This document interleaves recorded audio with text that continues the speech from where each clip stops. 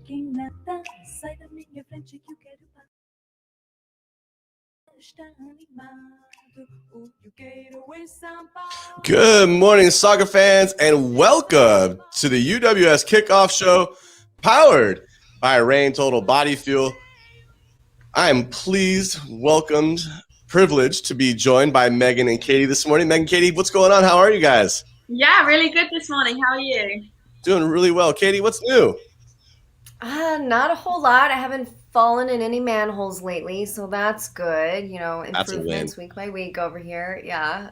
Everything's great though. It's getting back to being nice and toasty outside, not as much rain as there usually is or that there has been. So, yeah, things are slowly getting back to normal. It's looking good. Just ready to talk soccer today. Let's go. Let's get after it. So this summer, we are excited to get you primed for the weekend action in UWS and UWS League 2 by bringing you interviews, stories, and updates as we get ready for soccer each and every weekend. We're almost 2 weeks down, 2 weeks left. That's it. After this weekend, ladies, 2 weeks left in matches. The West Conference gets a little bit of extra time. They get an extra week to get their games in. Then we have some playoffs for some of our clubs.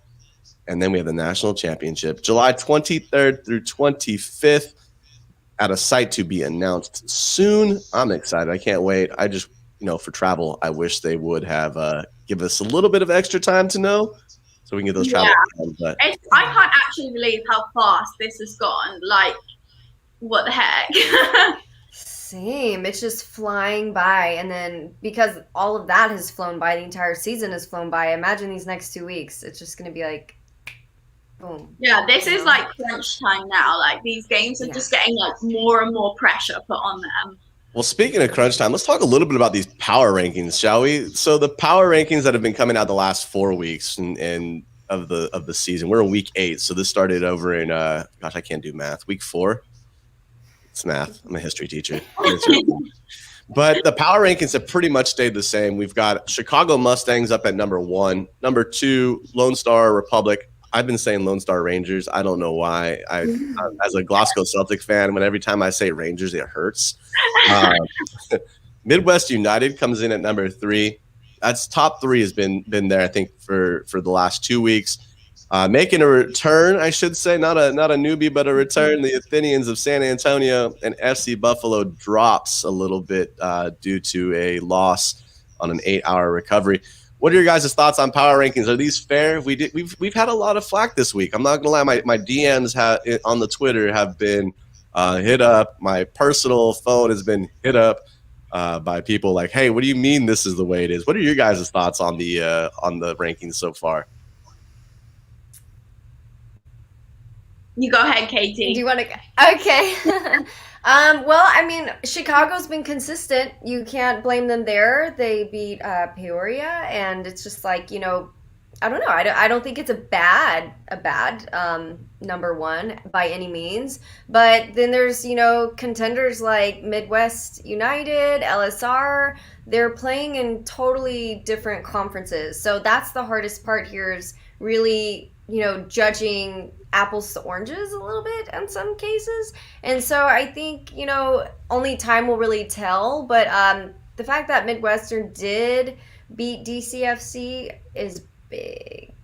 And it was a really good game. And I know, Megan, you're going to recap that later. But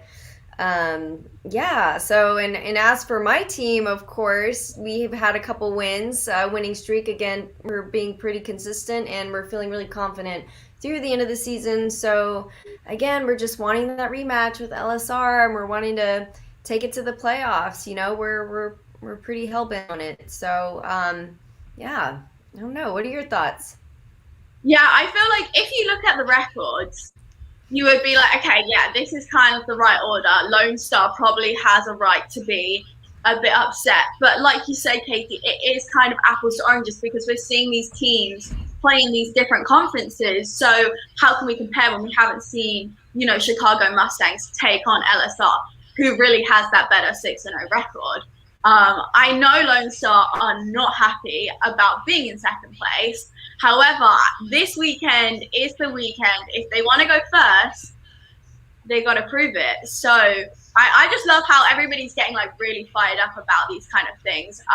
the top 2 spots, I think that's really interesting. But I'm also really interesting to see how San Antonio responds to now making it into power rankings. So they like, yeah, we like being in these power rankings. We're going to go out and put like 5 goals in and see how far up we can get. You know, that one loss was such a long time ago, and people have focused on it for a while, and it's time to move on. Get them in the power rankings, get them back playing, because they play some really, really nice soccer. Like, I love watching them because they're such a well-rounded team. Like, Katie, it must just be amazing to be a part of. Like, every single goal, they haven't made it for a goal of the week nomination, I don't think, yet. And I watch their goals, and it's not because they're not, you know, amazing goals. It's just, it's not that one player getting an incredible wonder strike. It's just really well-worked team goals. So yeah, I'm personally happy with the power rankings. I wouldn't be in the DMs arguing, but if anybody wants to, hit Jonathan up, not me. I think the one thing that stands out, if you go back and you watch, and I'm gonna pick on your game a little bit because we're about to get into that, but the Midwest United counterattack. The counterattack for Midwest United is a thing of beauty. The way they're able to play out of the back and not just play out like slow and we're gonna find out what's happening. No, they know exactly where the ball needs to be played. And if somebody doesn't get there, somebody's getting in trouble. And they're moving the ball, they're getting up the field. They had 2 goals that were counterattacks against DC, against Detroit City. And to see the way they were able to make that work was just amazing. The way they picked their spot, they knew exactly where they were going, and one of them actually is a goal of the week. So if you look at this, the way they're playing right now is amazing, and that kind of leads us into this. But think about this weekend. There's a lot of matches where this could go south real quick, especially with our match of the week, MSC Peoria versus the Chicago Mustangs. They have not played yet. They have seen each other via Cujo, but they have not had the opportunity to battle for conference supremacy, which could happen today. They have one more game after this. So 2 games left between these 2 teams. I can see a nice little rivalry starting here because they're both playing really good quality soccer. We'll get more into that in a little bit. But let's talk a little bit about week 7 and go into week 7 a review. Let's talk about our games that had our attention. Megan, who was your game of the week? And I think Katie spoiled it, but that's okay. That's what we do here. And then we talked about it a little bit. Megan, go ahead. Everybody kind of knew that this was going to be my game. I previewed it last week because it was going to be such a good matchup, and it was the one that we were all looking forward to. How is DCFC going to respond after that defeat? Would Midwest United remain undefeated and top of the league? There was just so much riding on it. So yeah, it was an excellent matchup. So let's go right back to the start. And Midwest were the ones who took the lead in the 22nd minute through El Otto. And like we discussed, it was that breakaway counterattack, 1v1 with the goalkeeper, and she just kept her cool, very composed, knew what she wanted to do, and she actually became one of 12 different scorers for Midwest, which I just think that shows how many different scorers that they have on this team, how talented they are. Detroit actually responded really well to conceding. You know, they kind of created some chances of themselves, but against odds, you know, Midwest were able to extend their lead. Halftime it was 1-0. Halftime it was 1-0. I'm getting ahead of myself. No. Halftime it was 1-0. Then in the second half, Detroit, again, came back out. I think they had a really good halftime talk. Came back out, creating a lot of chances. In the first 5 minutes, honestly, Detroit looked the better team and looked like they were going to score. But then it was against the run of things where El Otto had another goal, which was kind of a scuffed, weird volley that just shows, you know, you take the chances. If you're in front of goal, whatever you can get on it, it's going in the back of the net. And they went up 2-0. And that was probably extremely disappointing for Detroit coming back out. They did start the game really well in that second half, but now they had to face a 2-0 deficit. And then it got worse for Detroit because El Otto again was through on goal. And she showed that first one, it was not just a rookie mistake. Like, it wasn't just like, oh, let me just poke it, see where it goes. No, she knows exactly what she's doing when she's through on goal, and she's going to score those ones. So it was 3-0, and it was kind of like, okay, this is not how we expected this game to go. What's Detroit going to do now? And so that last 20 minutes was really, really interesting. And it was in the 71st minute where Detroit finally connected in that final third, and it went to 3-1. And Keyworth went crazy. I'm talking the stream was kind of hard to watch because you had smoke everywhere. And 3 minutes later, struck again, makes it 3-2. So it was going crazy. Everybody was like, are they going to do this? Are they going to pull off potentially comeback of the season? Final 15 minutes, end-to-end stuff, but neither team struck again, and it did finish 3-2 to Midwest. But I mean, that was a crazy entertaining match, like so epic. Midwest are now still at the top and are proving to be an extremely good side. Whether they've got smoke bombs going off, whether they're playing in huge stadiums, they're like, we're cool, we got this. And El Otto, just incredible, that matchup. So yeah, love that. What games did you guys see? Well, I gotta first give a shout out to El Otto because she's an MSU commit. Whoop, whoop, whoop. Let's go, Mississippi State, represent. Yes, girl. I was pumped out of my seat when I saw that she scored that third goal. I was like, yes, the SEC is gonna have somebody to look out for. That's all I gotta say. And if you can get a couple more players like that, you know, they're going to be a real contender for that conference. So I was just really pumped for her. Again, just want to give her a shout out. Keep it up, girl. You're doing great. Rooting for you. Just super pumped about that. And Katie, before we get into your match, I gotta go back to this Detroit match. And Megan, I know you watched it and I watched it. Let me say this. Mami Yamaguchi is legit in that midfield. She has come into this team and just balled out. I don't know if you've seen it, but the way she's conducted that midfield, I mean, she started in a few games. I think she started in one match. This was her second match with the club, it seems like. But she is absolutely just dominating. She's played 4 matches, started one of those, and she's really coming into her own for that club. I'm excited to see if she's able to pull the strings to get this club back into contention over the next 2 weeks, because she has just done an amazing job coming in. So shout out to Mammy for what she's able to do, and hopefully continue to do for this club. Sorry, Katie, I just wanted to give a shout out there. Yeah, no, totally. And also another shout out to DCFC for coming back so late in the game. Like, I thought it was like donezo at 3-0, but they sunk them in there at the very last minute, and it really put, Midwest right on their heels. And I don't know if you noticed this, but there was a lot of smoke on the field, and I'm wondering if that didn't have something to do with that first goal. I'm not saying it wasn't a solid goal. It was a solid goal, all well done, but like there was a lot of distraction, and that was the first thing I noticed was like, oh my god, they just scored and there's smoke all over the field. Like, did that play a role in it? But that doesn't matter because they came back and scored a second one, which just says so much about DCFC and Midwest. I think they're both going to be, people to look out for, like teams to look out for when it comes to just the playoffs and the finals in general. So it says a lot about both teams, and I'm just so excited for cross conference play already. I want conference head to go against conference head and see what happens, like I'm ready for it. Well, we're about to see that, and it is crazy, right? Because Detroit City and Corktown are tied on points at 12. The only thing separating them is the goal differential. 15 plus 15 for Detroit City, plus 7 for Corktown. Midwest United, I think, has it all but wrapped up on that end of the conference at sitting at a pretty 19 points with only 1 tied to this point.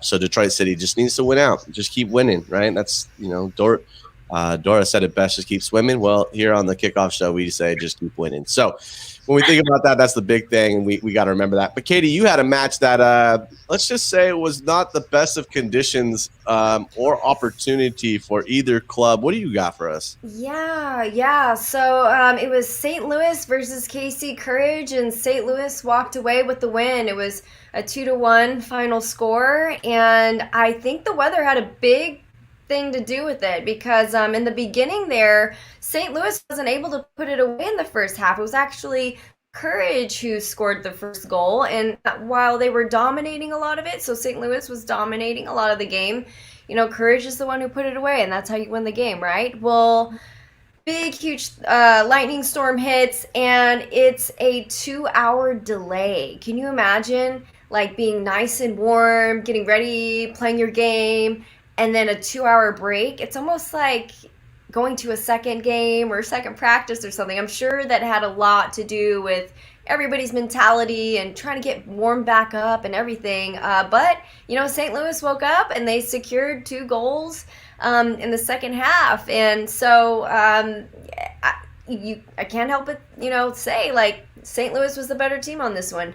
So, let's see. I believe that St. Louis still is 2 games behind Courage. So, I want to see what they do in the following couple of games. And then I think that's how we're really going to be able to see who's the better of the conference. But they're definitely the rivals in the conference. They're both kind of winning, taking names. So it was a good match. And who knows what would have happened if it weren't for the weather either. It definitely stopped whatever momentum was going for KC Courage. Yeah, well, St. Louis Scott Gallagher, 12 points. KC Courage, 10 points. Both teams, Courage have played 7 matches, and St. Louis Scott Gallagher has played 5 matches. So there's a bit of a difference, but all St. Louis Scott Gallagher has to do is win. That's it. Just win, and they're playing in a playoff to go to that national championship July 23rd through 25th. So there's a lot there to be determined, but I think this weekend with a win, having 2 games in hand, definitely plays an important role in St. Louis Scott Gallagher. So look at them. Magic number, I believe the magic number for them is just 1. Just win 1. That's all they have to do. So we'll see. They do play. I believe they do play again here soon, and we'll be looking forward to it. So, Megan, I wanted your opinion. You just practiced in a monsoon the other night. Coach sent that over to us, and what were your thoughts? How does weather affect kind of your mentality playing in the game? Yeah, it's a huge thing. It changes the game. Like, whether you're playing in dry conditions or wet conditions, let alone whether there's been a delay or not, it totally changes the game. The ball is so slippery, like every pass is just going to skid. That first touch is so important. Slide tackles become a major part of the game, which shout out to Harley Ford because she loves that. It really does. It changes the game because the usual conditions, whether you just play a nice possession game, that might not work. And then throw on top of it a lightning delay. That is really hard. Like, I've had it in Florida where, like, I've sat in the locker room for like 2 hours and we're like, are we even going to play? Like, girls have got the music blaring and I'm like, okay, I love that we're keeping the energy up, but like, maybe we need to calm down on the dancing because we are going to go out and play. Like, don't kill your energy. Do you want to stay hydrated? What if the bathroom is like, 2 minutes away? You can't go outside because it's lightning. So don't drink too much water, but stay hydrated. Like, there's so many random things that go into this. It's really, really hard. So yeah, it definitely showed, KC Courage probably scored that goal and we're going to take that momentum and run with it. And then the Lightning was like, no, hold up. And that just totally killed the momentum that they had just kind of created. So that, I completely agree with you, Katie. It would have a massive effect on that game. I wonder what would have happened if they hadn't scored in the first half. Would they have just completely delayed the game and just rescheduled? Or was it because they scored in the first half that they had to continue throughout the rest of the game? So I don't know how the actual rules work. Oh, no, you play on. You play on. Okay. Well, never mind then. It's like Wayne's World. Game on, right? You pause for the car, but you're still playing. It's the same thing. Same rule applies. So I think for me this week, we head out to the Eastern Conference. Again, the Eastern Conference does not help each other out at all. I think they all just are like, all right, I'm going to pick on you this week. You're top dog. We're going to come out and we're going to beat you. And then I'm going to lose to this team on purpose. I don't even know. It's crazy. It's like, I said last week, the Pac-12 conference is the East Conference, right? Because the Pac-12 conference doesn't get anybody in the playoffs for college football because they beat each other up. And then by the end of the year, everybody's just, what happened, right? Dust settles and you're not there. The Eastern Conference is similar to that. And so my matchup was Scorpions SC and FC Buffalo. This was a statement match for Scorpions SC. They are, not only are they warming up at the right time. But they also have two players who are part of the national team pool in the Mewis twins. And, man, did they make a statement. A 5-2 win, pulled within a shout of the top spot in the East. They are moving. This is an emphatic win over the division leaders, and you know, a team that was plugging for number one. They were vying for that number one power ranking. So the lead was 3-0 before the half came to a close. Avery Sneed scoring from the top of the 18.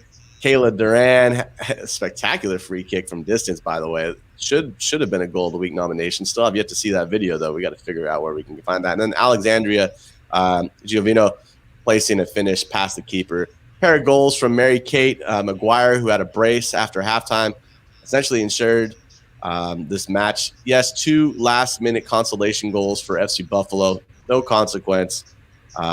This was a massive win, and Scorpions just kind of coasted to it. It felt like after the first half, they were playing possession. They moved the ball.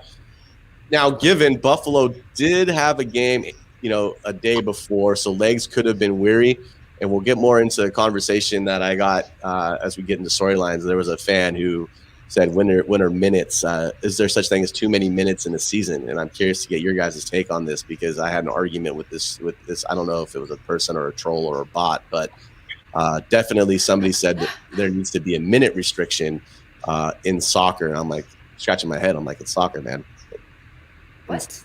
Yeah. We'll get into this. What? Okay. This person probably takes their kids to soccer tournament, you know, where they play 3 or 4 games in a short window too. So let's just be honest about this. So hey, let's get into this week's game. I'm excited for it. I'll tell you this: you don't have many games out of this conference where you're just like, okay, this has the hair ready to go, and it is Mustangs, MSC Peoria today, 6 p.m. Central at Knock Park. Look. This is the first of 2 matchups between these two clubs. Both teams sitting at number 1 and 2 in the division.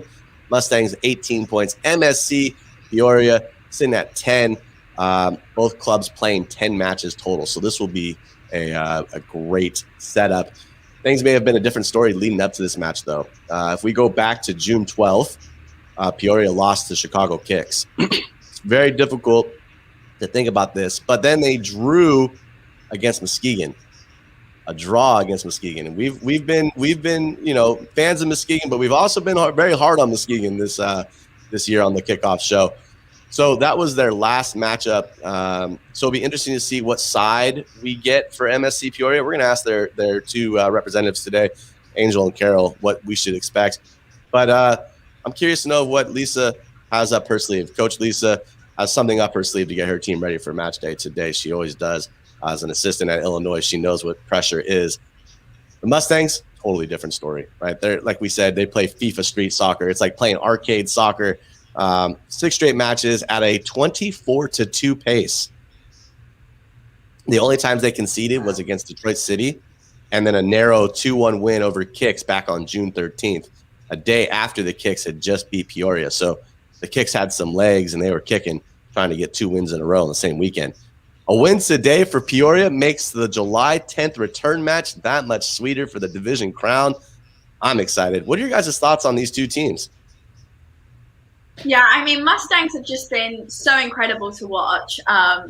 Big fan of them. You know, we spoke to Mallory Olsen a couple of weeks ago. Like, they have such incredible talent, and they seem to have such a great setup with really high intense training sessions.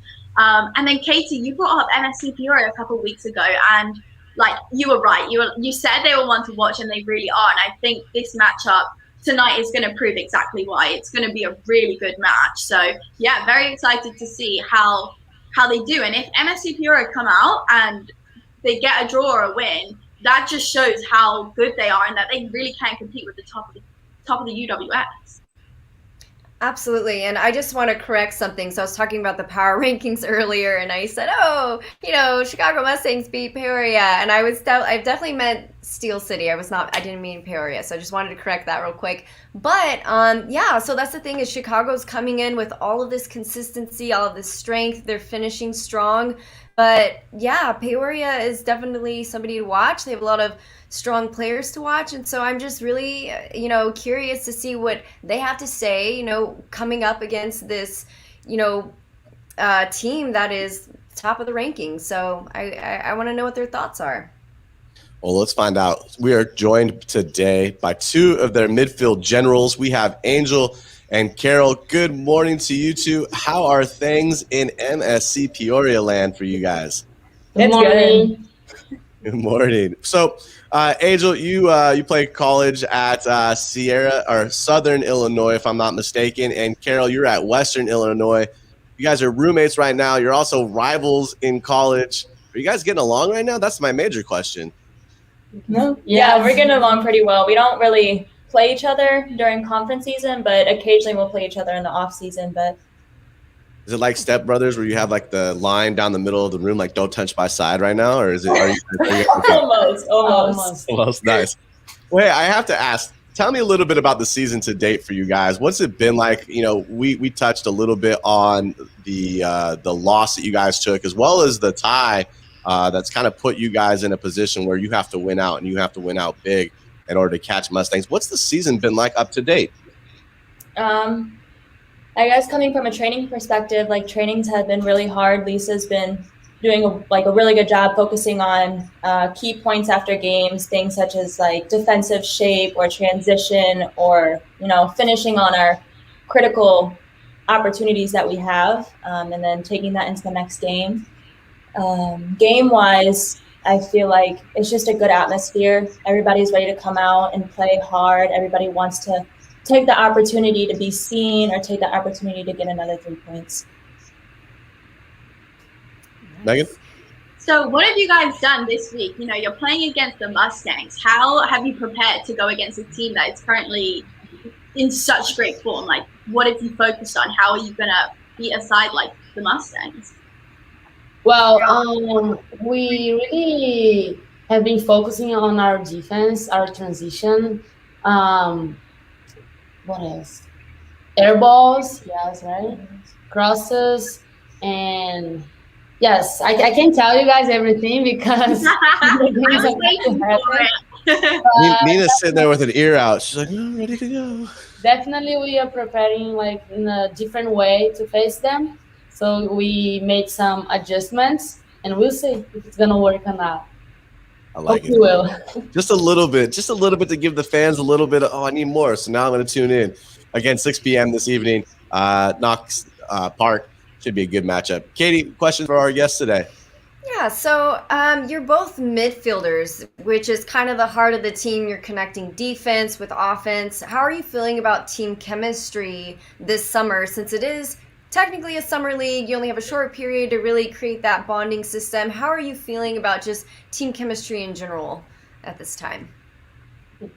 I know our club in general really focuses on that family atmosphere. So I feel like there's been a lot of opportunities for team dinners, team bondings, just getting to know each other. And I feel like off the field connection, making those friendships really helps with on the field chemistry. And that's really easy to see between certain players. You can tell, they're really close, or they've been able to talk a lot because you can see those 1-2 connections between each other. And you can go ahead, Katie. No, go ahead. Please continue. I was saying because we live together, like in apartments, most of the girls, and that helps as well because like we are with each other like 24/7. And then we go to practice, and then we come back, and then we cook, and that helps. And on the field, it's just like Angel, for example, we are midfielders, and she's a very good player. And like I can understand her just by looking. Like I know what she's thinking. That's so awesome. That's how you've got it down pat. And that I was also just wondering, did you guys know each other before this, or before you started kind of playing in the same college league? Because it seems like you're kind of close in proximity to each other, like where you live and stuff. So I was just wondering, did you guys know each other before this? No, no. Okay. Well, okay. I was just curious. At all. Yeah. Interesting. Okay. Cool. I was just curious. Yeah. Anybody else got any questions? Having what you got, the experience that you guys are going through in the summer of soccer, as we call it here on the show. What have you guys taken away coming off of a college season? College is really grueling in terms of season with all the trainings and education and then games and matches and recovery. What have you found to be different from college to semi-professional soccer in the UWS? Well, it's a lot different because college we gotta wait, like we gotta worry about classes, and here it's just like soccer. You go there, you practice, and then you get ready for the game. Like the pressure is on, but it's a different kind of pressure, And even the style of playing, like we were talking about this, and like the way that we play in college is totally different than the way we play here in the semi-pro. And we were actually like surprised because like in college, especially the D1 is like so physical the game, and here for example our team we don't play like straight. We like to possess and pass, and like our team, I think our both teams, like the way that the style of playing in college is a bit different, and that's one of the most like difference. Yes. I would say for me, just experiencing a different coaching perspective, because being in college, you've had the same coach for 3 years. So you're used to a specific style and a specific way to play. And I think coming here has really, made me grow and develop as a player to get used to those different types of styles or different ways to position yourself within the field. My last question before I let you go, and Megan, I'll end on this for you, and then you guys can take it from here. How do you recover? Games, practice, right? We've found different forms of recovery to be beneficial. What is your go-to recovery, whether tool or focus? My co-host here, Katie, she's a yoga instructor. I'm very much into mobility. What is your guys' recovery strategy to make sure you're able to continue playing at such a high level this summer? Ice bath. Definitely. Yes. One. Good girl. we've been going to the gas station a lot to get ice bags, definitely. And we have one of those like soft tissue muscle gun things. Yeah, that helps a lot because it's brutal. Like now, like it's just like lots of pain, and then like yes, but we gotta keep going. We gotta come out strong, right? That's right. Shout out to Therabody. If you're watching Therabody, look, the UWS, we would love a tool sponsor, right, girls? I think a tool sponsor for body myofascial release would be great. Therabody, hit your guy up. I got you. Thank you. Megan, you're up. What do you got? Yeah, I mean, it's interesting you talk about the differences between playing college and then the semi-professional summer leagues, but the similarity is you're always in the ice bath. Like, you need that recovery. But what I really want to know is, how did you guys come about to joining NSC Peoria? Were you reached out and headhunted, or were you thinking, I really want to play this summer, let me find a team? How did you guys kind of get into that? For me, it was more of contact through social media. So the owner of this club actually reached out to me and was like, hey, we're having this camp. I would like for you to come out. I went to the first camp. He's like, yes, we would love to have you on the team. And so they had another tryout. So I just kind of went for my own sake to see, the type of players or the level of play the summer team would be at, and then made my final decision. Well, for me, it was kind of like Angel, but I wasn't here in the US. So they sent me a text like on December, but I was in Brazil because of COVID. So I came to the US in January, like for college, because the soccer season was like happening in the spring. And then I said like, I can go to the camp, but to the tryout, but I can go like later on. And they said like, oh, okay, no problem. And then I came and I joined them.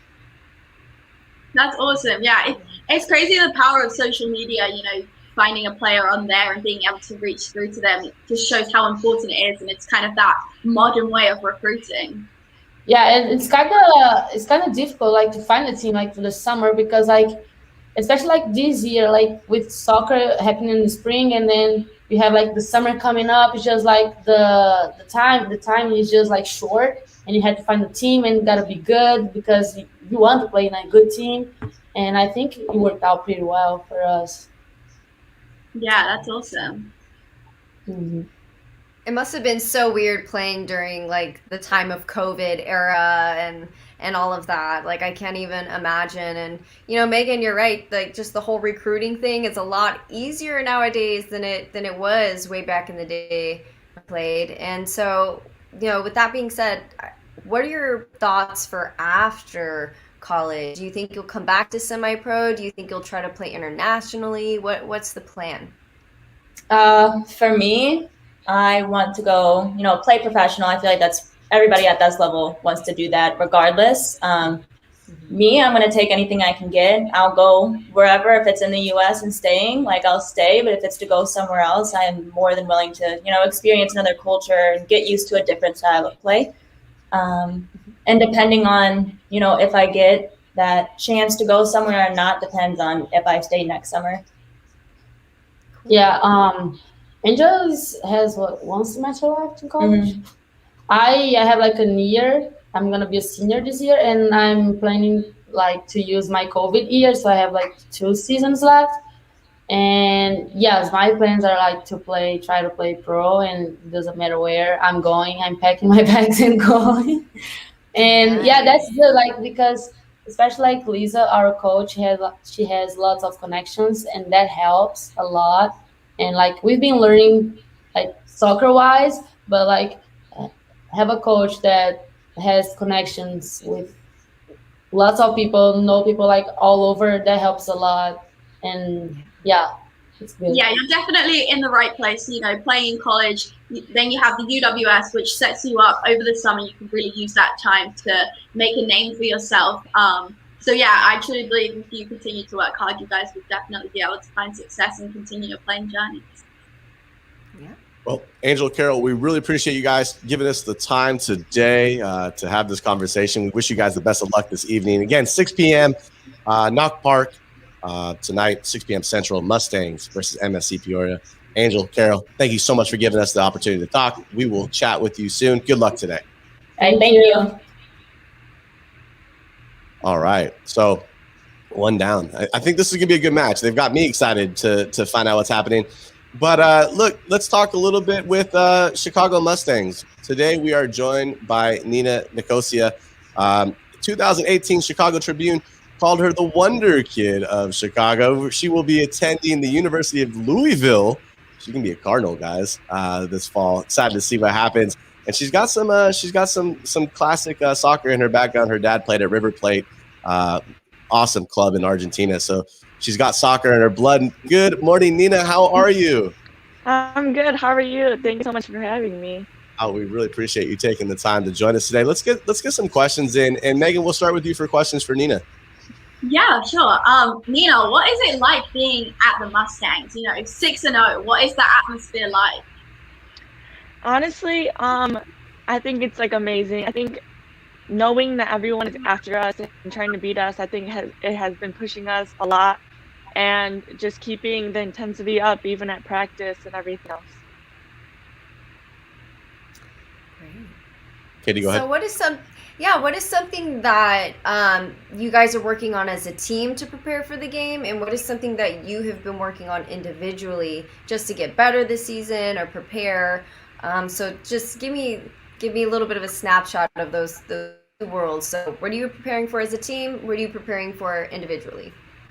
I mean, as a team, of course, is to stay undefeated. I think every practice we have been getting better at trying to learn our style of play and to continue the way we're going. Individually, I've been honestly just preparing for college. I'm a senior now in high school, so just getting stronger and being able to keep up with this style of play and this intensity and everything else, just getting ready for college. So Nina, I have to ask, you've been homeschooled through high school, if I'm not mistaken. What has it been like for you? I've talked with Bella Ballard, who plays for Corktown. She's been homeschooled and she's 15, working her way through the ranks. But what's it been like for you as it relates to being a student and training? What's it been like? Well, I have been homeschooled. Yeah, it was for 4 years now. The main reason I switched was to focus more on soccer. I played for a club here in Illinois. I played for Eclipse, and it's a travel team that was just taking up too much time. I've been missing so many days in school. So I had to talk with my family, and we just decided to make the switch in order for me to focus on soccer. So, I mean, it's been a big help. I've been able to train every day, and it's just very flexible with my schedule. So college, having this now it's going to get different, right? Because you're going to have to worry about your course schedule and everything else and your education while playing. What do you expect? What do you expect in terms of a difference here? It'll probably be a lot harder, being honest, but I think I'm ready. I mean, I went to middle school, so it's not like haven't been interacted with people. So, I mean, I think the switch will be fine. Yeah, that's so interesting. I haven't really ever spoken to somebody who's decided to switch to homeschooling in order to focus on soccer. So yeah, that's awesome. Like, congrats to you. That's really, really cool. You really take the game very seriously. So what's it like to be able to play with some of the players you've got at Mustangs? You know, you've got some really high quality players. Are they helping you to prepare for that college experience? Yeah, for sure. I mean, I know a lot of the girls. They played with me in my youth club, so it's not like anyone new. And like you guys spoke to Mallory, I used to train with Mallory, and my physical trainer. So I mean, I know a lot of the girls to begin with. So it's nice to build a chemistry. Yeah. Yeah, that I feel like that is a little sneak peek of how the Mustangs has got this like incredible chemistry. They know how to play and they know where their teammates are, and now we know why. Thank you. It's that WhatsApp connection, right? That's how you have to work it. Yeah, there you go. That's incredible that you get to train every day and that you were able to put so much focus on soccer, because that really is what can take you in so many places and to do so many big, great things. Do you think that your dad, having played at a professional level, had a hand in that, and how was it just growing up with the dad who played pro? Yeah, for sure. He is the main reason I am the person who I am today. He's always pushed me to be the best version of myself. So I think him going through it has been a big help for me, because he knows exactly like what to do. So that's good. That's a good mentor to have. How difficult is he after games? Is he one of those parents who has the game ready and cued at certain points, like, hey, I really like this, like criticism sandwich, or is he allowing you to come into your own speed to understand the game? No, even since I was 3, I'd be lying if I told you he didn't yell at me or tell me anything. But yeah, after games, I mean, he's always there to help me, tell me if I did well or didn't do well. So he's always been very like strict on everything. So yeah. That's not a bad thing. It's not a bad thing. In fact, yesterday my 7-year-old was playing it's like keepy uppy. It's square 9 is the game. And he was playing against high schoolers, and I gave him a bad time. I'm like, you just gotta jump. He's like, I can't jump any higher. I'm the smallest guy out here. What do you expect from me? It got really bad. I'm like, okay, I like it. So let me ask you, what is it like? Coach Gino is such a presence on the sideline and a very competitive individual. What's it like playing for Coach Gino? I've actually played for him when I was about 14 years old at his club. So I've known Dino for a very long time. I think me and him have created a bond between each other. He's always pushed me to be the best as well, and I don't think I've ever seen anyone like him. So being coached by him is definitely something I'm very proud of, and he's always pushing our team to be the best. Coach Dino is a Chicago legend in and of himself, right? All the accolades he has in Chicago is awesome. Well, Nina, Megan, Katie, any questions for Nina before we let her get ready for game day? What can we expect tonight? That's the last one. Everybody wants to know, like, what do we hope to see tonight from the Mustangs? Well, just like everyone else is saying, we are known for our possession soccer, so maybe more of that tonight. I mean, like they said, I didn't want to say too much, so hopefully it'll be a good game. We're all excited. Again, I'm excited to see what you do. Yeah. Game kicks off 6 p.m. Central, Knock Park. Mustangs, Peoria, be there or catch it on My Cujo. Katie, anything else to go for our guest before we let her raw for her pregame rituals? Oh, no, I was just going to say, excited to see what you do. You're doing so much at such a young age. I can only imagine where you're going to go from here. So Good No, luck. we're can very tell you. excited. Thank you. She's gonna be a Louisville Cardinal. That's what she's gonna be. She's gonna be running around making people miss, Megan some folks. Hey Nina, thank you so much for giving us the time and opportunity to talk this morning. Good luck today. Have fun, and we will hopefully talk to you sometime in July, maybe July 23rd through 25th of the Of National course. Championship. Thank you so much for having me. All right, Nina. Cheers. All right. So, hey, we've got more soccer, and that's the greatest thing, right? So, week 8 brings a new experience, new opportunities, new games. You can check out everything on week 8, uwssoccer.com/UWS-week-8-preview. Get all the preview takes. But let's get into our matches for today. Megan, go ahead and start us off. What match has you readying, let's say, a cup of tea? Yeah, the match that is taking my eye today is KC Courage versus Springfield Demise. So that is happening this evening, 4 p.m. at Avila University in Kansas City. Now, KC Courage are coming into this game on a 2-game losing streak, which they're not going to be happy with. They've surrendered the top place in the Central Conference to St. Louis Scott Gallagher after losing that match 2-1, which is actually their third 2-1 loss of the season. So they're not going to be happy, and they're going to want to improve upon that. And we kind of spoke to KC Courage in a previous show about the work that they do behind the scenes, and they place a lot of emphasis on psychological work and really emphasizing the mental side of soccer. And 2-1 defeats, they can definitely get you down. So I'm really interested to see, are we going to see that work of their team psychologists coming into this match to really bounce back and kind of get themselves back in the running? And then you've got Springfield Demise, who are still looking for their first win. They've gone 4 games without a victory. So they're going to be ready to come out. Their last matchup, they were actually 2-0 up and then went up to lose 7-3. Probably one of the strangest games I've seen in terms of scoreline.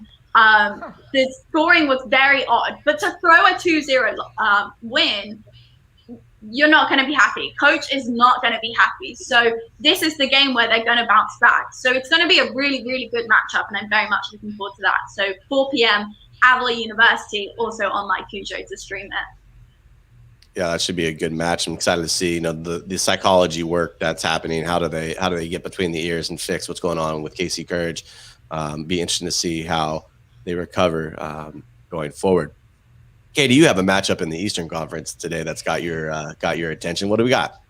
Yeah, I'm looking at CT Fusion versus the Scorpions, and that's gonna be at 7:30 p.m. on the 26th, so tomorrow.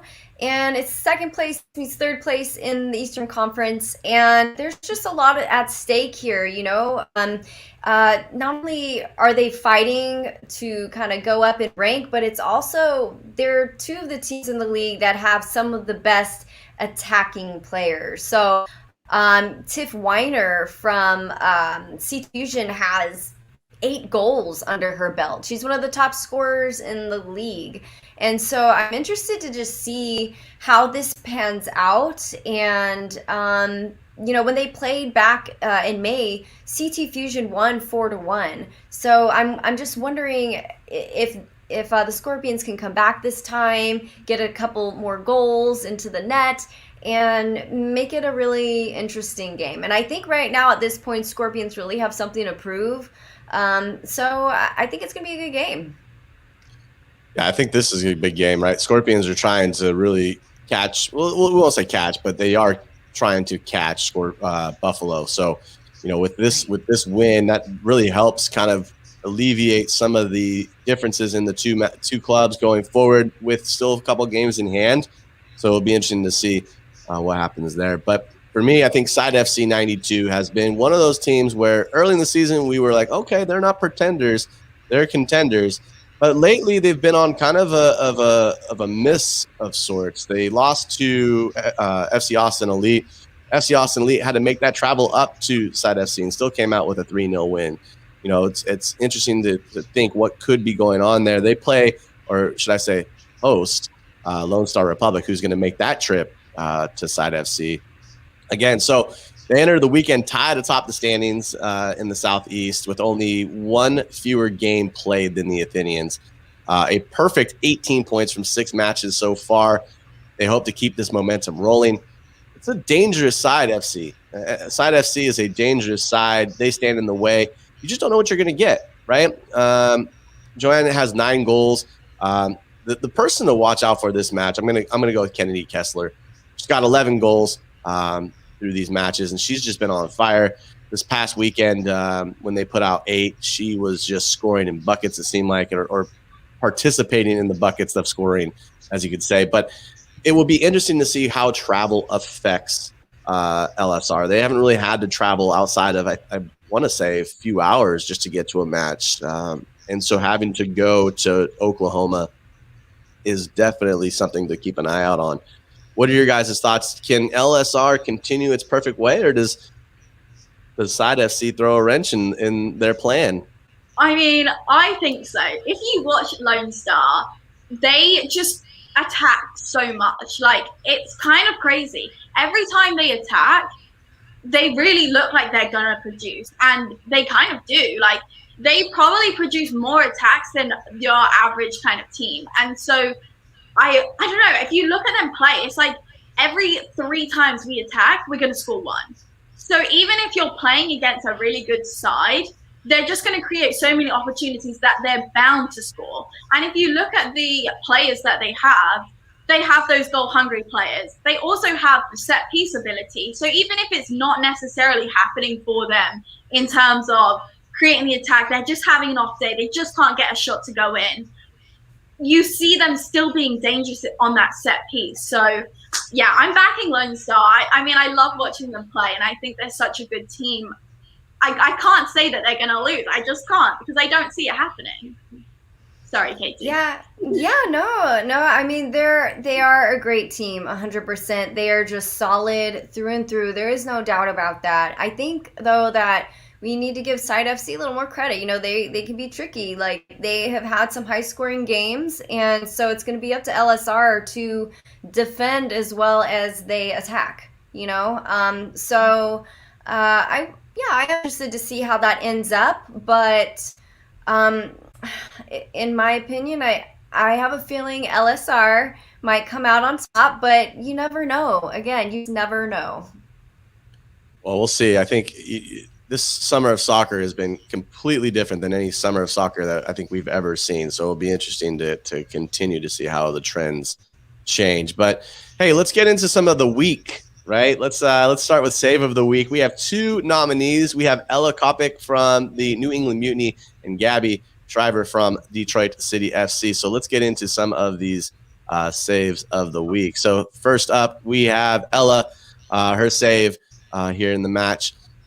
Just tip over, right? Classic save, ball top of the 18, coming in at you, and just knocking it over the top. Ladies, what are your thoughts on this save? It looks like I think it's a really good save. You know, it's crucial. Oh, Go ahead. That delay, yeah. Okay. Crucial save. That's going in if she doesn't get a hand to it, and it needs to be a strong hand. You know, that's a powerful strike. If she goes there without it being firm, that could still go in. She's tipped it up and over. So great flexibility, great athleticism, reaction time. It's a solid save. I like it. Definitely worthy for a nomination for sure. Katie, how difficult is this save, right? Could she have grabbed it with both hands and used it as a counterattack, or was this the right play here? Let me see this one more time. Play it back for me. But Gotcha. from the first shot I saw, go ahead. Just a tip over. Yeah, and you know, that's the thing. It's like we say, oh, it's just a tip over, but like it's not nearly as easy as it looks. And she was kind of on a far side position, so that's what she had to do to tip it over. I mean, yeah, maybe she could have had it with both hands, but I don't think it was the wrong move at all. I think she did what she could with her positioning, and I think it was a good save, solid save. All right, save number 2, which it's got my vote. And we'll show that here. So this comes from Gabby Shriver from Detroit City. In that Midwest United game, this could have been an uglier game if this save was not made. Let's take a look. Full extension. Right paw. Thoughts? Yeah, I mean, for me, that gets my vote, because if you look at the way she has to sidestep first in order to be able to Yeah. reach, and then she's fully outstretched, it's kind of Yeah. further out of her entity. I don't know, like she has to stretch more than the previous save. So I feel like for me, that makes me want to vote for this one. I do think she is helped by like the 3 replays and the slow-mos. You know, Detroit really like they add that extra element. So I think it's kind of hard not to vote for it, because once you've seen it 3 times, it's just like, whoa, whoa, Yeah. whoa. But yeah, a quality save, and she had multiple saves in this game that were really, really crucial. So yeah, for me, that gets my vote. I agree totally. I agree totally with everything you just said. I don't even have anything to add to it. It's just 100% agreement. Yeah. All right, so we're gonna go into some goals of the week here. We're gonna start with Sarah Bauer from Brooklyn City. So let's go ahead and look at this match. These are not from the footage that you would get from 11 or from the league. These are actually, Megan went out and sought these and grabbed these footages. So if they're not good, it's Megan's fault. Wait, This one did not have the best stream, I'm not gonna lie, but I was like, you know what, this is goal of the week worthy though, so I'm taking it whether it's a little bit glitchy or not. Well, so, it definitely made the category for goal of the week. It is on there, but I figured it's easier to show these and go individually. So here we go. First goal comes from Sarah Bauer of Brooklyn City. Let's see. Let's show it again here. This was a deep finish here. We might have to go with the goal of the week. I can't. That's like watching ants. I don't have top 18, a bender. Yeah. Not great views, but top 18, left foot, top V. Yeah, and what you guys don't see in this clip is that she was actually fouled like 3 seconds before this. So the defender, I guess, kind of like shoved her, you know, and she went down. The linesman actually is flagging, saying, hey, that's a free kick. But she gets back up, she turns, and then she puts it top corner. And the linesman's like, oh, advantage. Like, yeah, don't worry about that foul. Because, I mean, that's just awesome. Like, I love that. You know, so many times you see players go down, and that's a free kick range. Like, I'd fancy myself from there, and I'm sure many other players would. But she's like, no, I know that I'll get back up and I'll score. So I think that kind of adds that dimension to this goal.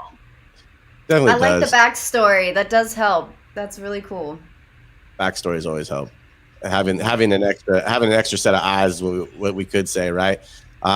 Let's go ahead and let's move into the next goal of the week candidate. It comes from 15-year-old Rory Perry from Connecticut Rush. Look, anytime you're coming up from your UWS 2 side to help your team and score a quality goal like this, I think you need to be excited, especially at 15, playing against some of the older players in the league. So a great finish here. This had my goal of the week, actually, just because of the angle and the positioning of the body here. But cut back in and just made it happen. Under pressure, too.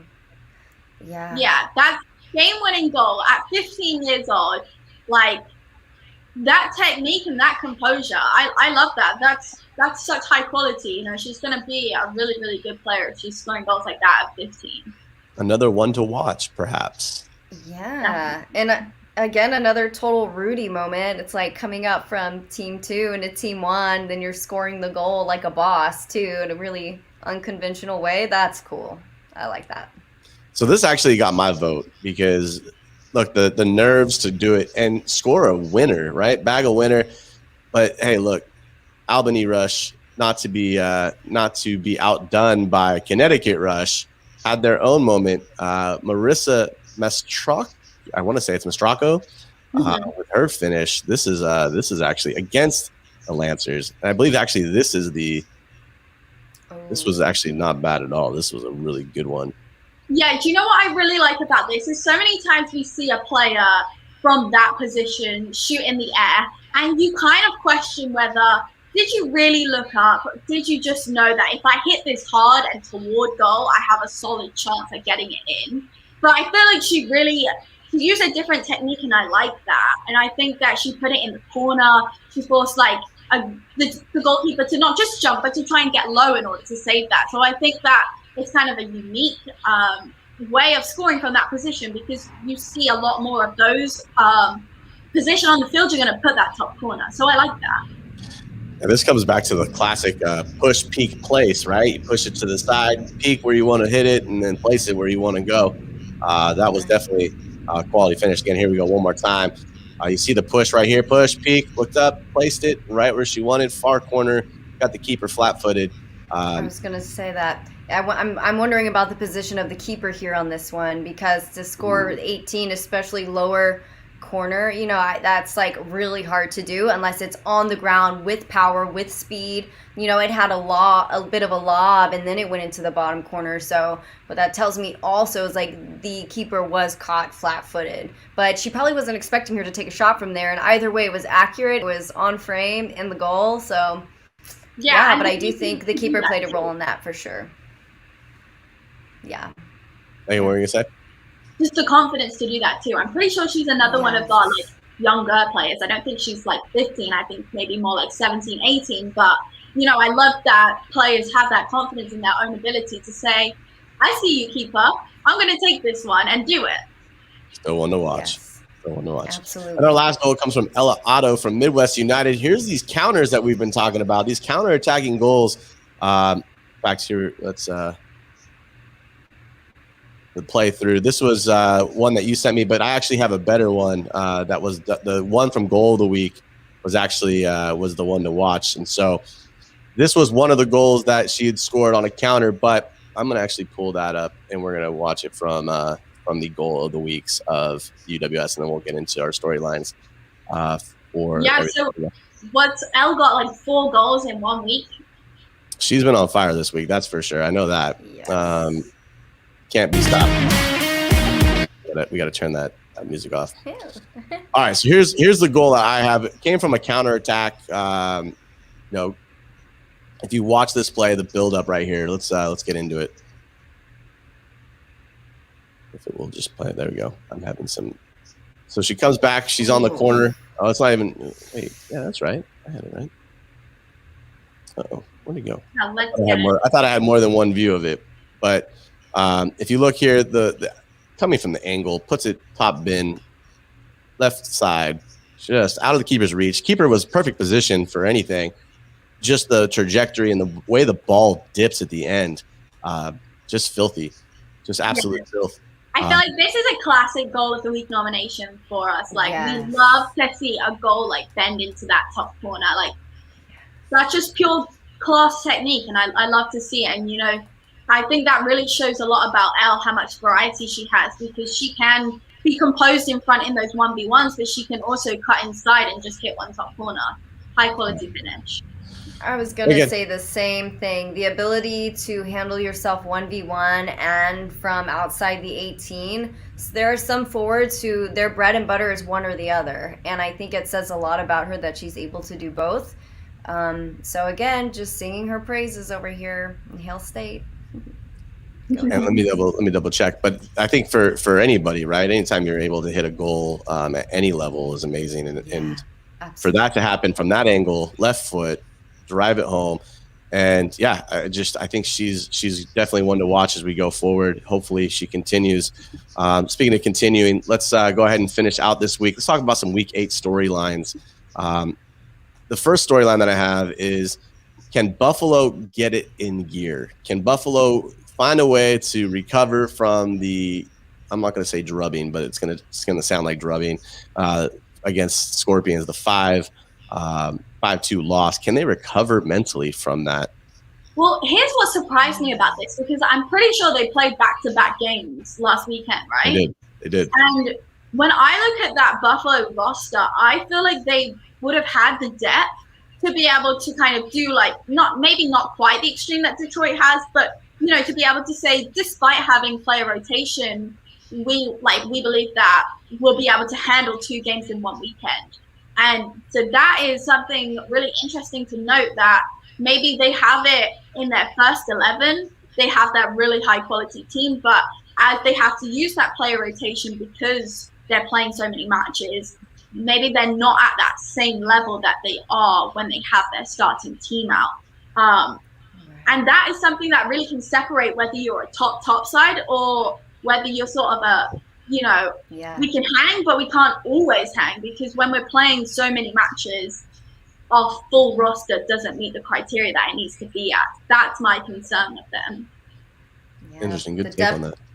The depth of the bench is so important on any team. You're so right on that, Megan. Great observation. The thing about FC Buffalo is they have been consistent. Otherwise, it's always hard to play back-to-back games because, the opposing team sees your weaknesses and it's fresh for the next game. You just experience what it's like to play them, and it's so fresh that it's hard to forget versus playing them again in a couple weeks. So those are just tough no matter how you spin it.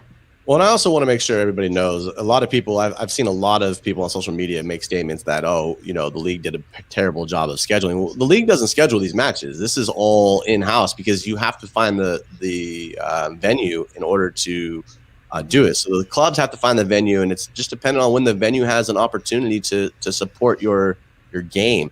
So it's not the league that, yes, the league comes out and puts the schedule together, but they're not the ones who are committing to these dates. So, this is not the league's fault. This is, and I'm not going to say it's anybody's fault. It's just the way the venues are assigned by, our teams going out to get these teams a match, right? So they have to play based off of what venues are there. So these back-to-back games, yes, they are terrible. They are hard. They are rough, but that's the way the ball rolls. We only have so many open dates from people. And you guys know this. You play in the league. You know what the venues look like. Your coaches tell you, hey, guys, I'm sorry, we got to play 3 games this weekend just because of our ability to get the venue, and we got to get these games in. So we'll see. Next little storyline. Does St. Louis Scott Gallagher, does it deserve to be in the top 5 of the power rankings? For me, not yet. Not yet. And I'm all for them going out, continuing to prove themselves and making in. I want that. I love when new teams enter, but I don't think that they're at that point yet. I think that conference is kind of interesting. Things will swing different ways, but I don't think we've seen them kind of have that really solid, comfortable winning streak and putting a lot of goals in consistently. So for me, they're not a top 5 team yet. But hey, St. Louis Scott Gallagher, take this and run with it and let this fire you up and prove me wrong, because I'm for that. Sydney Stevens has just made a voodoo doll of you. So if you have a cramp today during the game, Sid, I got your back on this one. I got your back. Katie, what are your thoughts? They have been, relatively consistent, but again, there's still 2 games behind the Courage for the rankings, in their own conference. And as I had said earlier, it's sometimes comparing apples to oranges right now because the conferences are so different. Just like Megan said, I haven't seen a serious dominating win or dominating presence in the conference. So I think that's part of what constitutes getting in the top 5 rankings is having that. LSR had a big win. DCFC had a big win who was in the rankings. Midwest had, a crazy game. Athenians have had a crazy game. Everybody who's in the rankings has made a big splash at some point within the season, and that hasn't really come from Scott Gallagher yet. But again, I'm not throwing spears out here. I'm not throwing daggers. I'm just saying it's my thoughts. It's what I see in my observations. So go out and make a splash, make something happen. Stir up the pot. That's how you should have done it. Go and prove me wrong. Yeah. Instead of just saying, nope. I will think so. What should we expect from, this is my question. We haven't seen a whole lot from the Southeast Conference. We haven't even heard a whole lot, neither the West. Should we expect anything from the Southeast and the Western Conference before the playoffs begin? Or should we just already count them out and just say, Pensacola, you win, and Blue Heat, you win? Because we really don't see the Canada teams until July 2nd. Yeah, it's a really weird situation because, in the West, the Canadian teams are 2 extremely strong teams that have got really good reputations. So they definitely don't want to be counted out yet, and they are just eager for July to hit so that they can play. And then, you know, in the Southeast, you've got Louisiana, who we are yet to see. And I'm really excited to see them. You know, they've got a lot of Colombian players who they have such a unique playing style, and it would be so good to be able to see them all come together that I want to see them take on Atlanta Panthers, and I want to see them take on Pensacola. So no, let's not count them out, but I feel like we need to next year get this league going earlier so we can see more about these teams. Yeah, and there's so few teams in the league that it's, you know, it's also hard to, it's a smaller sample size, you know? So I think that's going to be interesting. And again, we're not going to really know who's who until the top contenders of each conference start playing each other. Yeah, I think Pensacola are a side that probably they would see themselves being in that top 5 of the power rankings. And I wonder how they're kind of feeling about that. Maybe they're just sat back and they're like, yeah, like we haven't had our chance to show you yet, but just wait, because they're ready for it. And like historically, they're such a top team that I think that they could hang with the likes of the Mustangs Midwest. Speaking of Midwest, should we consider Midwest United to be the real #1 team in the UWS? I think it's hard to say. I think it's hard to I like it. I like it. I like it. Oh, I like Corktown. it. Okay, Corktown. I like it. Okay. Wow. Add a little bit of mystique to this. Now I like it. Okay, Now I like it. Now we're fired up. Corktown, thank you for waking up today. I was waiting for this. Now that's entertainment. Hey, Oh, what is it? If you're not entertained from Gladiator, I'm entertained now. You got my attention. Yeah. What are your guys' thoughts? Yeah, I mean, I think they could be. They're so solid in every single area. I mean, I said it earlier, 12 different players scoring. That's a huge variety. They're not relying on one player. They have so much depth. They're so organized. Like, it's such a joy to watch. Like, and results after results, like grinding them out. They can put goals in and they can like grind out results too. So we've got like that 2 kind of variety. We also see the variety in the style of play. It kind of like been seeing a lot in the Euros with Italy, where they can possess, but they can also counter. Like Midwest kind of have that style where, you know, they're very, very comfortable on the ball and they have such solid structure that when they possess, they really make that feel big. But also, if they're on the defensive side, they have the ability to counter-attack. You've got players with speed, you've got players with vision. And when those are on the field together, you can create those kind of goals like El Otto was getting in that DCFC match. Yeah, I mean, the thing with DCFC is that, you know, they didn't switch on until late in the game, and they snuck 2 in at the very end of the game. Imagine had they switched on earlier, and imagine had El Otto not sunk in 3 back-to-back.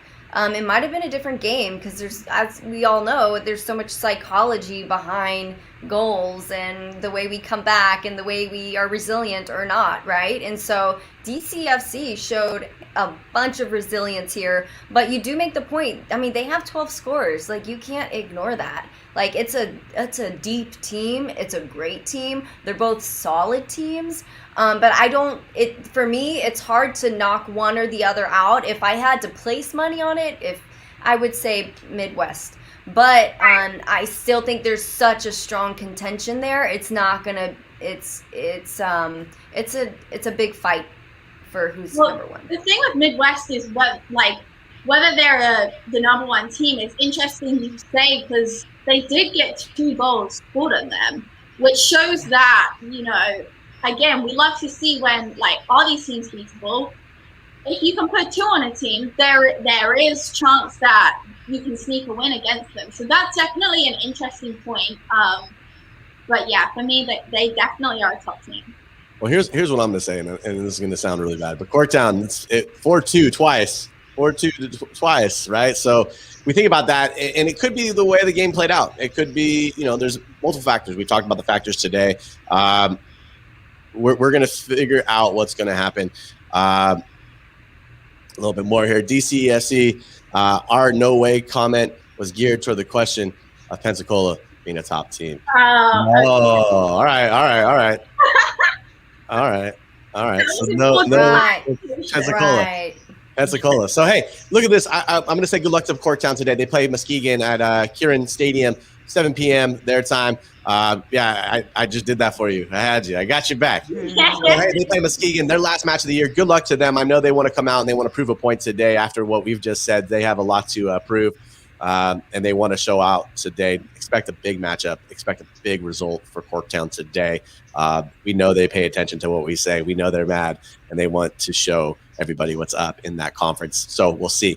But for me, I think Midwest, hey, they've proven that they're consistent. They're steady, right? Their resolve has been shaken twice this year. Lansing United came back from 2 down to grab a draw with them early. Detroit City FC, who they play again July 2nd. That's a Friday night at the MUFC complex at 6 p.m. That's going to be a huge matchup because, look, there's a little bit on the line. Detroit City has that match and a July 10th matchup against Lansing United, which are huge. And again, Corktown gets to end their season. I believe it's tonight. I didn't see anything else on the schedule. So they have a lot going on. They got Monday, Steel City. They play June 28th. So they got 2 matches left, which will be interconference, but different divisions. So that will be interesting.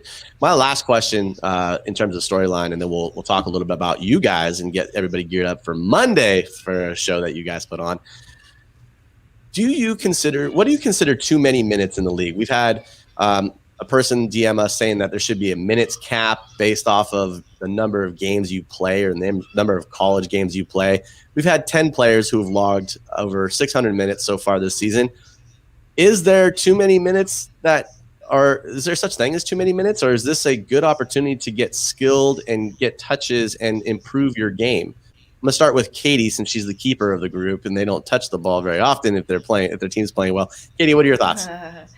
I think every team has that staple player, that person who is not only a good player, but is connecting everybody verbally. They're communicating, they're keeping the team close knit. And those are the players that tend to rack up the minutes. Like a lot of them tend to be center backs because they're in the most vulnerable position of the field. Like I think about on our team, Jamie Erickson, like 100%. Like she has racked up some of the most minutes out of anyone on the team, and it's because she's so solid. She's a staple. It's someone that everyone knows what she's going to do, so we can kind of, base a lot of our movements off of her. And so, to say that there should be a minute cap sounds a little bit like Little League. I'm sorry, it sounds a little bit like, hey, let's all go get our trophies because everybody wins. No, like when you're playing at a competitive level, it's like that's comes with it. I'm sorry. That's my, not to be harsh, but also to be a little harsh because it is the way it is. I'm sorry. I'm gonna put this out there. So I don't know who this person is. Never met this person my entire life. Are your kids playing in tournaments where they play 3 to 4 games a weekend? That's my question. Megan, tell us a little bit. Should there be a minute restriction? Is there such thing as too many minutes, or is this an opportunity to hone in? Look, we have ice baths. We have Theragun. Hey, Therabody, hit us up. We got you. Is there anything that the thing that should happen here? Yeah, I mean, I can only assume that it's kind of coming from somebody who doesn't have that knowledge of what it's like to play for a team at this level, because it's not like a coach is not just going to say, hey, go out there, play 90 minutes, then come to practice and, we're going to do fitness. Like, no, these players are managed in a really good way. A lot of players will have player tech vests and they know exactly how far they ran within that match. And then they can mold their training and they can, use the recovery aids that teams provide. So I think that if you kind of look a bit deeper into this, storyline, it's not necessarily that players are going out there and killing themselves and then going to practice and getting killed. They're being managed in a way that their bodies are able to handle it. And it's really important with how short the college season can be that these summer leagues are out there for players to get more minutes. Because when I came over to America, I couldn't believe that I was only going to be playing, that full season, which basically December you don't even really play. So that doesn't count. August is mainly preseason. So the more you look at it, the shorter that season gets. And if we're going to try and produce players that are playing at the top level, they need to see more minutes than that. So these summer leagues are so important. So I don't want to see players get restricted by having a minute cap. It's interesting what Corktown says about substitutes, because that's where I think, if you want to use your substitutes more, you can. Like, maybe that is something that can be looked at. I know in the UWS 2, it's unlimited subs, which is something different compared to UWS. But that could be something to look at. But yeah, deep rosters is definitely key to having success. But a minute cap, that's one step too far. Yeah, and I want to touch on the substitution rule. I actually like the 3 substitute rule because we are a semi-pro league. We are bridging that gap between the two. We have a lot of players who have aspirations to play in the NWSL. We have players who have, like you, Megan, who have the aspirations to continue playing, at another time in Europe. So it kind of bridges that gap, knowing that, hey, I have to be fit, I have to be committed, I have to be engaged, and I have to know my body to recover as it relates to it. Yes, I do think there are times to run the college rule, like college and maybe UWS too, to give our players an opportunity to see that level, because that's what we're working at with the U20, let's call it U18 to U23 level for UWS, but UWS 2, I'm sorry. But with UWS, I like the 3 substitutions because that's what you get in regular soccer, right? That is the rule. Unless now there's a concussion, then you get that concussion protocol. I hope that teams start to go back to those 3 subs as opposed to the 5 that we've seen in Europe. You get 3 opportunities to make your subs.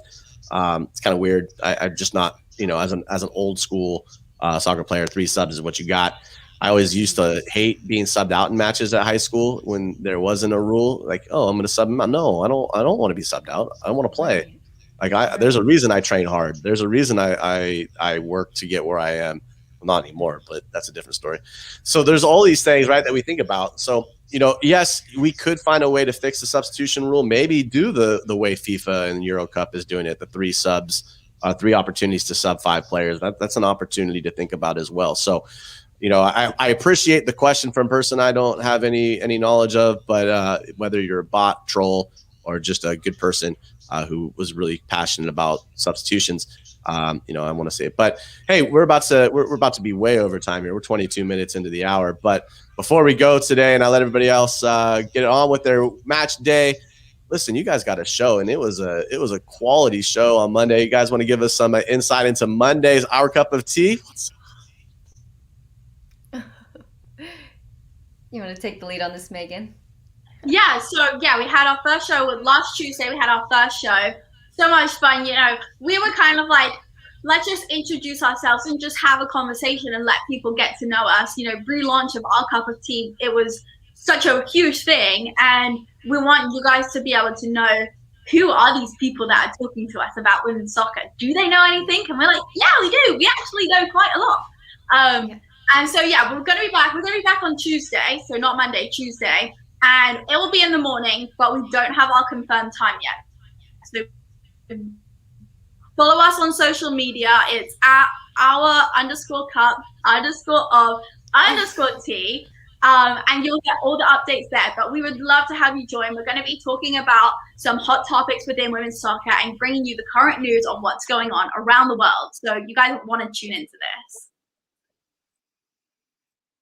We lost Katie here, so we'll hopefully get her back on. But hey, listen, we are way over time. Huh? She's gone to get some tea after hearing me talk about it. She's like, I need some. She did. Her video just like all of a sudden just kind of disappeared. So, hey, thank you so much for joining us this morning for the Kickoff show. We hope everybody enjoyed today's events and conversations. We're as excited about this weekend, week 8. 2 more weeks left in the season. It's kind of crazy to think about. Don't forget to follow the show, our hosts, our handles, all on social media. We look forward to seeing you guys again next Saturday. Actually, let's say Tuesday for Our Cup of Tea. Thursday, the UWS Weekly with Wilco FC. And then next Saturday, getting you geared up for, and she's back. Getting you geared up for, oh, no, I lied. For another UWS Kickoff show powered by Rain Total Body Fuel. So until then, everybody, cheers and have a great week. Hey, oh wait, she's back. There she is. All right. All right. Bye. Nice. My computer died. Sorry. Bye. That's all good. That's all good. Have a great day, everybody. Enjoy the kickoff You too. of week 8 in UWS. Until next week. Cheers. Thanks.